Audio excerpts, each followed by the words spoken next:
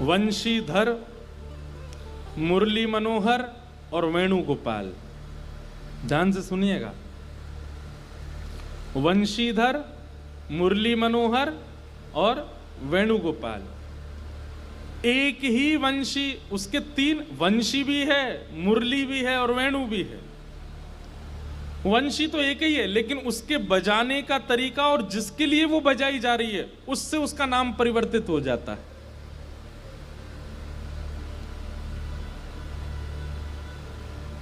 अब कैसे, थोड़ा समझिए। ठाकुर जी मुरली कब बजाते हैं? जब किसी को अपनी ओर आकृष्ट करना हो, किसी पर ठाकुर जी रीझ जाएं और वो संसार की माया में फंसा है, लेकिन ठाकुर जी का मन आ गया कि नहीं, इसको अपनी ओर खींचना है, तो उसके लिए ठाकुर जी मुरली बजाते हैं। जैसे रसखान के लिए बजाई थी, ऐसी मुरली बजाई कि वो रसखान जो संसार के विषय भोग में लोलुप्त था, दौड़ पड़ा वृंदावन के लिए।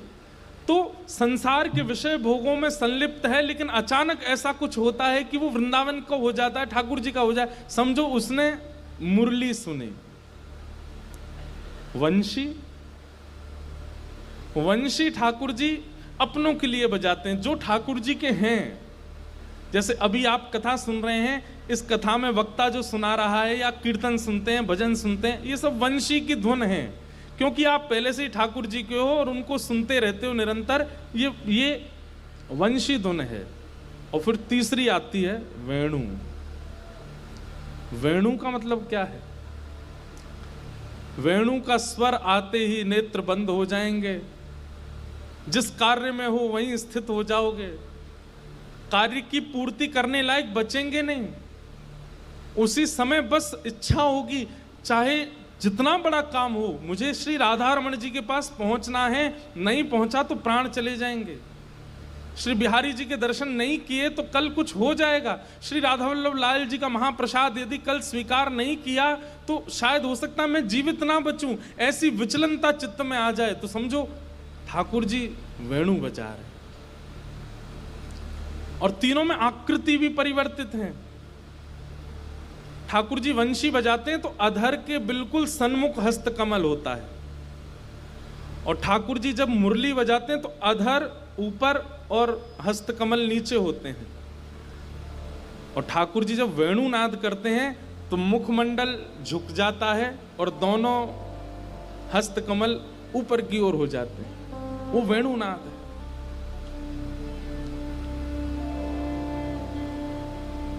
कभी कभी मंदिरों में जब दर्शन करते हैं तो ठाकुर जी की आकृति में ये अनुभव किया कीजिए कि ये वंशी बजा रहे हैं, कि मुरली बजा रहे हैं, कि वेणु बजा रहे हैं।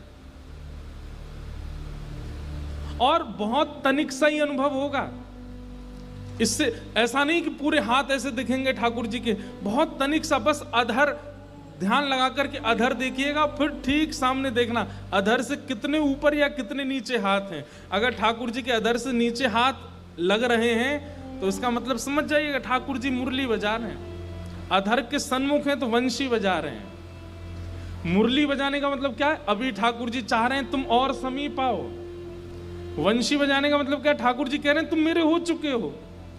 लेकिन जब ठाकुर जी ऊपर की ओर थोड़ा सा अधर लगे कि हस्त जो है वो अधर से ऊपर हैं, तो समझो वेणु बजा रहे हैं।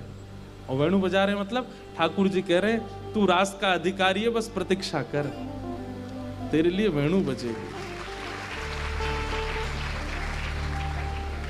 इस सभा में बताने वाली बातें नहीं है ये। इनका अधिकार तो बहुत तनिक लोगों को है, बहुत किंचित लोगों को है, बहुत रस में डूबे लोगों को है। लेकिन फिर भी जो इस स्थिति को समझ पा रहे हों वो इसका अनुभव कीजिएगा।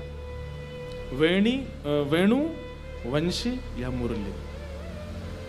आज रास के लिए ठाकुर जी मुरली नहीं बजा रहे, वंशी नहीं बजा रहे, वेणु बजा रहे हैं। और वेणु जब ठाकुर जी बजाते हैं तो हस्तकमल ऊपर होता है। मदमस्त होकर के ठाकुर जी बजाते हैं। बहुत कम चित्र ऐसे मिलेंगे जहां ठाकुर जी के हस्तकमल ऊपर हो और मुख जो है वो किशोरी जी की तरफ झुका हो। वो है वेणुगोपाल।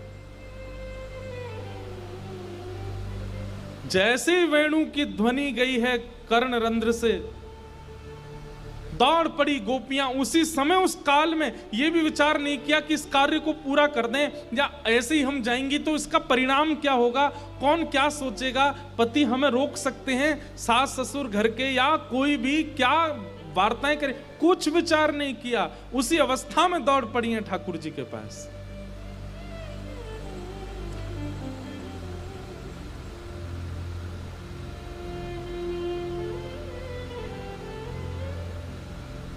किसी के वस्त्र अस्त व्यस्त हैं, किसी ने श्रृंगार विपरीत किया है, ओष्ठ में लगाने वाला आंख में लगा लिया, आंख वाला होठ में लगा लिया है, किसी ने कुंडल विपरीत पहने पीछे से पहन लिया है, किसी के आधे केश खुले, किसी की चोटी बंधी है, किसी, अरे ऐसी अवस्था में कहां समय है सजने संवरने का।